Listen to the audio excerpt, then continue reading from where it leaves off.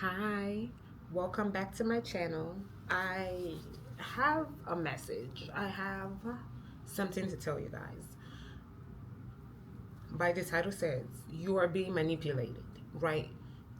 You're being manipulated by the government. Well, this is mostly for people that live in the US, but it really applies around the world. And I really hope people can wake up and start seeing through the BS. You have to start asking yourself why. You have to start questioning things. Like, why is it that so many young men are just they're talking about they're lonely, but then they're going around killing people? Like, it's a lot going on. And then what's the solution? To be a godly man and follow Turning Point, a organization that's wanting to reverse a lot of rights. I feel like that's the message that's being pushed. Like, it's not giving, oh, think for yourself, make decisions that benefit you. It's giving, no, follow us, we'll tell you what to think. No, you shouldn't be following anybody. Nobody should be thinking for you. Nobody should be thinking for you. And this is not really political, but right now in our country, like, everything seems to be political. But this goes for any situation you find yourself in. Nobody should be thinking for you. You should be able to think for yourself.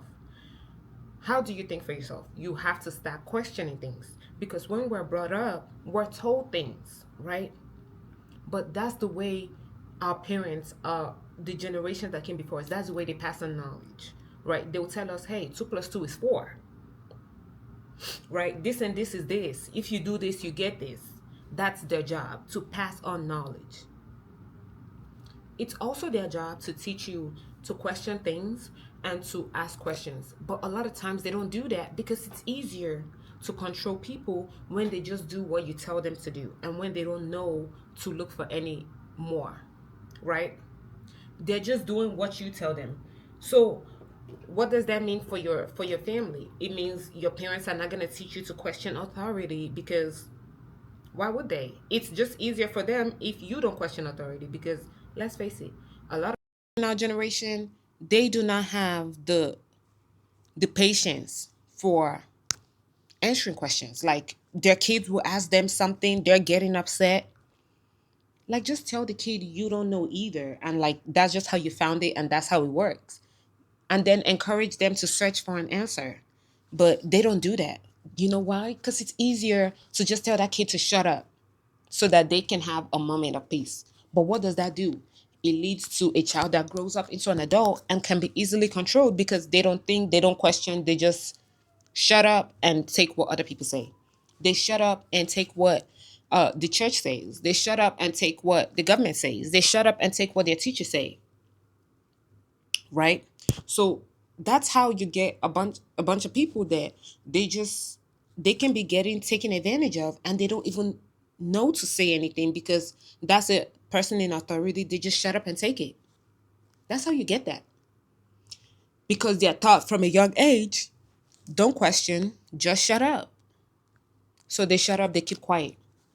In reality, we need to be raising a generation of people that feel the need to search for more. They're curious, they're questioning, why is this like this? Why is that like that? It doesn't mean we're always going to find answers, but you should always be able to question. If somebody is giving you something you can't question, that's suspicious and you need to ask why. You need to be questioning why they don't want you to question anything, because that's weird. That's suspicious, right? You should always be allowed to question, and you should always be questioning. So that means if you're Christian, yes, question the Bible. You need to test it, like, to test the spirit. Like, the Bible literally says to test the spirit, because then that's how you know whether it's true or not, after you've tested it. But then if your pastor is like, how dare you test me? How dare you question me? That's weird and suspicious. You should be open to questions and be open to tests. If you're putting out a message, it should be okay for the people that you want to follow you to be like, hey, why do you believe that? I'm gonna need to see for myself. I'm gonna need to test it for myself. Do you know the people that are trying to scam you, trying to pull the wool over your eyes? Hell no, they don't want you to question anything. How else are they gonna pull the wool over your eyes? It's not as easy to manipulate people if they're always asking, if they're always deducing, if they're not sheep. So of course they want you to be sheep. They want you to just take their word for it. Don't offer you any transparency. They want you to see the contradictions, but just shut up and take it. It doesn't make sense. And I don't know why I keep yawning. I'm sorry. But how do you foster a group of people that don't question, that don't think, that don't ask anything, they don't judge, they don't discern? You take away the books. Because reading is how we learn to deduce. Reading is how we learn to use context clues to come to a conclusion. Reading is how we learn to judge information, right? So when you read, it's not just like, oh, you're learning new words. So when you see things around the world, you're able to figure out what it means and blah, blah, blah. Reading also trains you to be able to figure things out. What do I mean by that? When you read, sometimes you don't know the word, but then when you read a sentence, through the context, you're able to figure out what the word means and, this and that. And that trains your brain to be able to piece together different context clues to figure out what is trying to be communicated.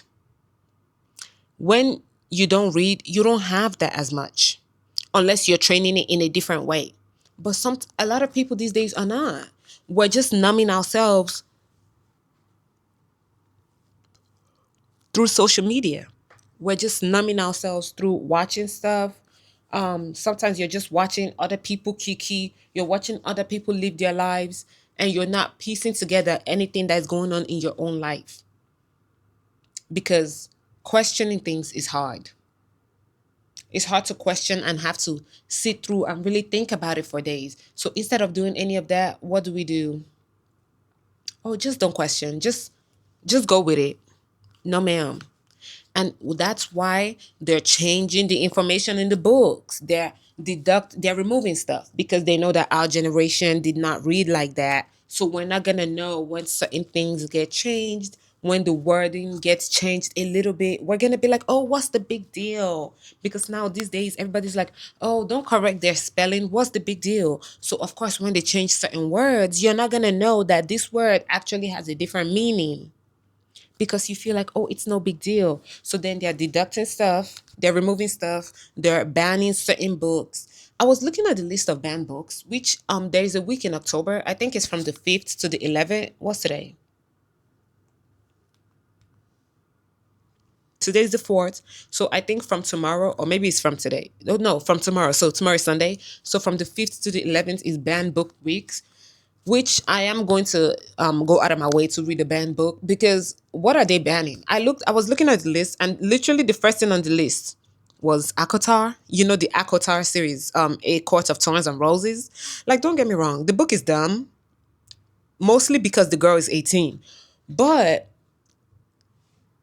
to ban the book, that's a little much. Banning the book is a little much. And then they were banning Octavia Butler. Like, I'm just like, what? It's the whole banned book thing is very dumb. Very dumb. But then they're banning these books. My fucking God. They're banning the books. They're defunding libraries. You know why? So that you don't have the resources to be able to train your brain, to be able to question things, to be able to see how people from 200 years ago were writing about the same things that's going on right now. See how these patterns keep repeating themselves generation over generation. They don't want you to see that. They want you to believe that a young boy, 20 something year old in Utah was typing, if I'm if I am able to grab my rifle unseen, I would have left no evidence. Like, what? Look, that message does not make any sense in our generation. Grab my rifle unseen, I would have left no evidence. Y'all, please read those messages if you haven't and tell me if you genuinely believe that somebody our age is texting that. Like, no. Like, no. Even people that go to Harvard, the professors of our generation, they're not texting that. That's how you write when you're trying to write an essay, because you know you need to fill all them pages and hit that word count. That's how you write in a science paper. In a text, no ma'am. No, nobody is texting all that. But that, I don't even want to even go into that. I just, but then they know our generation don't really like to read like that. So what are the chances? How many of us actually sat and read the whole messages? Oh, I don't know what's going. Oh, with this yawning. But not a lot of us would actually sit down and read that entire message. So I just feel like it's a lot of trying to pull the wool over our eyes, trying to make us not see what's going on in the government, in just the way the country is going. And this is like, and it's so strange, because at the end of the day, it's supposed to be for a better country.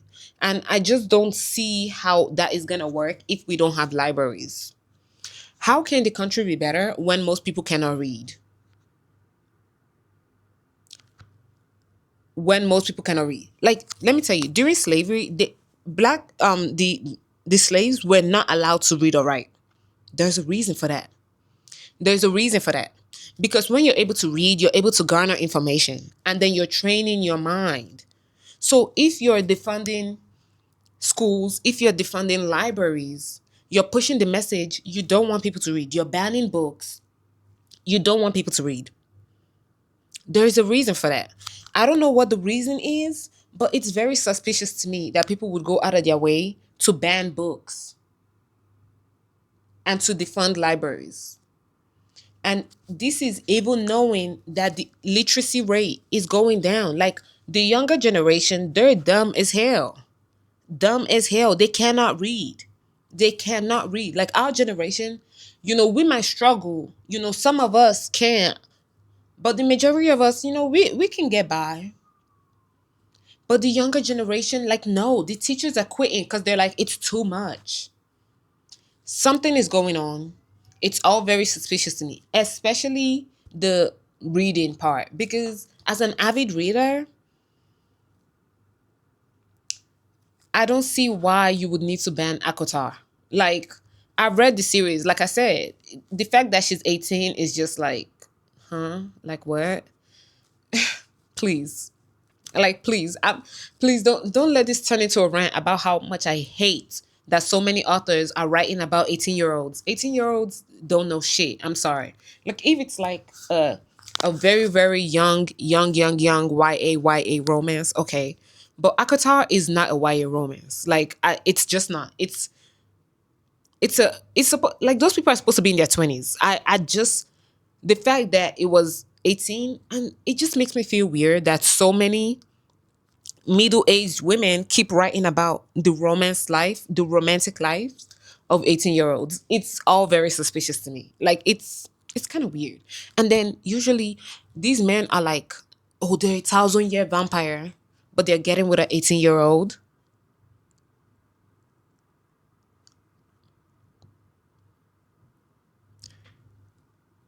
Okay. Okay. I just feel like the minimum age for these things should be 25. A 1,000-year-old vampire can get with a 25-year-old. Like, even 25 is like kind of young for all that. But 18, no ma'am. No ma'am. So, yeah, I just feel like I want people to read, try to see through the bullshit. It's a lot coming up right now in the government, and it's overwhelming. It's overwhelming.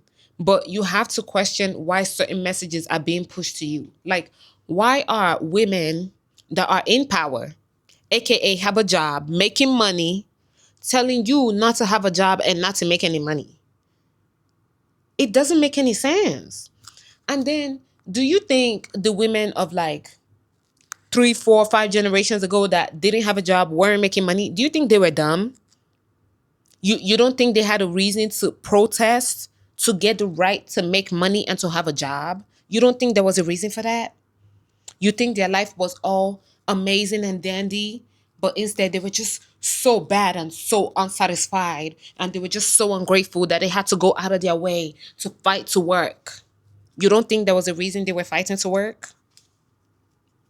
You think if they were all just amazing and well kept, and they were just living these amazing kept lives, you don't think those women like good things? You don't think those women like a soft life either? You don't think there was a reason they went to work and were trying to be boss babes? You just think, oh, let me tell you something. This is something I've noticed. We are not that different. People are not that different. What happened before will happen again. Life tends to move in patterns. The more you think you know better than everybody that came before you, the more likely you are to fall for the same shit they fell for. You're likely to fall for the when you feel like you're so much better, and like you don't need to pay attention to what they're saying because you know it. You know it all. You can more easily be played for a fool because you're moving like one. So humble yourself and start questioning. Start asking questions. Why did those women feel the need to protest to be able to work?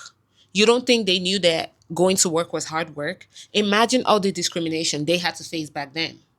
You know what I'm saying? Imagine all the insults they had to face. But then the gag is the woman that's telling you to quit your job and go to work, she has a job. She's clocking in and making money. If anything happens to her, to like her marriage, she's gonna have money to be able to survive. She's not gonna have to rely on the welfare system. Guess what? You will, because you did not have a job. So now you're gonna go rely on the welfare system, and then they're gonna turn around and call you lazy because you don't have a job. Meanwhile, they're the ones that were saying, "Oh, don't have a job, just get married." Do you know why? Because they don't want you to have a job and get married, but then they also don't want you to leave the marriage. So they want you to stay in the marriage. And you have to ask yourself, why? Why? Why?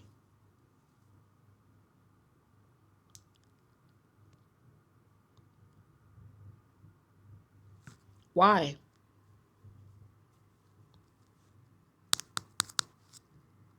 You have to question why all these men that are telling you how to live your life and giving you all these tips. Why is it that the male loneliness epidemic is still getting worse? Why are a bunch of young men shooting up places? Like, what is going on with the mandem? You have to question. You have to ask these questions. Because if you don't, you'll be taken for a fool. You'll be played. And yes, you have to question religion too. I don't know why people just feel like they cannot question their religion. Girl, what? Why would you believe in something you haven't tested and found to be true? Why would you believe? Why is it so hard to conceptualize that something that has been around for thousands of years could have been twisted? Some things could be true about it, some things could be a lie. Why is that so hard for people to conceptualize? Right? Like the Bible has been translated so many times. Some of those things were not translated all the way accurately. You have to do your own research. Some things have been hidden, some things have been lied about. Just because it's a religion doesn't mean that it hasn't been influenced by people. Like, who was bringing? Okay, think about it. The Europeans that brought the religion like to certain parts of Africa, right? Because other some parts of Africa already had it straight from the source according to the Bible, but then in other parts of Africa it was like the white men, like the Europeans, bringing it, right? If it was supposed to be all like free, or you have freedom, like why is it that they gave it to us as soon as they took the freedom? We're talking about a group of people that came up with the saying, give me liberty or give me death. You think they were giving you liberty? They literally took control of the land. took control of the people, but then they gave you the Bible, and it doesn't occur to you to at least look into it properly to make sure that it's all good. There's pros and cons to everything. Christianity is not what's it called? I'm missing the word. But Christianity is part of that. There's pros and cons to Christianity because Christianity is a system of belief also, right? You have to question it yourself. You have to question it yourself. I feel like even the way people explain passages in the Bible, they only explain it in a way that was taught to them. It's very rare. It's like if none of us were ever told anything about Christianity, we just one day woke up and we saw a Bible and we picked it up. Would we all come to the same conclusions about everything that happened? I don't believe so. So the fact that I don't feel like it's because it's a spirit. I feel like it's because that's what we've been told. That's how we've been told to think about certain passages in the Bible, right? That's how we've been told to think about it. So the answer was already given to us. You weren't allowed to, in Christianity, the truth is you're not allowed to arrive at an answer on your own. The answer has to be given to you because if the answer is not in line with what is already given to you, then it's not of the spirit. So the answer has to be in line with what has already been taught to you, which was taught to you by the pastors. But guess what? Somebody else taught them that. And who was teaching all these people this? The white man that brought the religion. But who taught them that? Right? Whoever translated the Bible. Like, hello? Because I mean, of course, I'm pretty sure over the generations, people have gone over it again. And those things do come up. People will be like, okay, this stuff doesn't actually mean this. Oh, this is actually what it meant. Not this way that we thought. That's because somebody taught them that. And then it just kept going on and on and on and on and on. Till now, what we're saying, we might never have come to that conclusion if we weren't taught that. I just feel like when people read the Bible, they don't read it to truly know. They read it with the knowledge that they have already been taught in their head.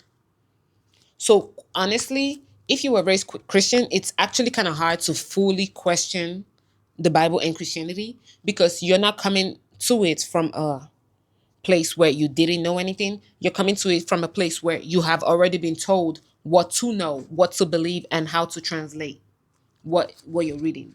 So I do feel like it's kind of hard in that sense, but still, like just question as much as possible. Try to question everything because if it's true, it's going to stand true. If it's not true, why would you want to go your whole life believing a lie? Like, no.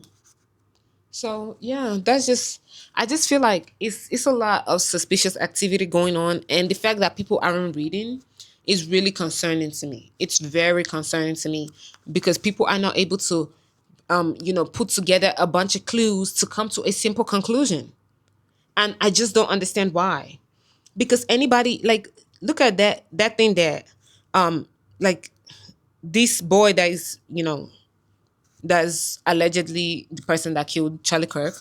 It's like maybe he did do it, but those messages do not read real. Like those messages sound like what if I'm able to grab my rifle unseen. I just like that's just suspicious to me. Like, baby, those messages are weird. I'm not buying those messages. Like, yeah, I just. But let's see what the courts say.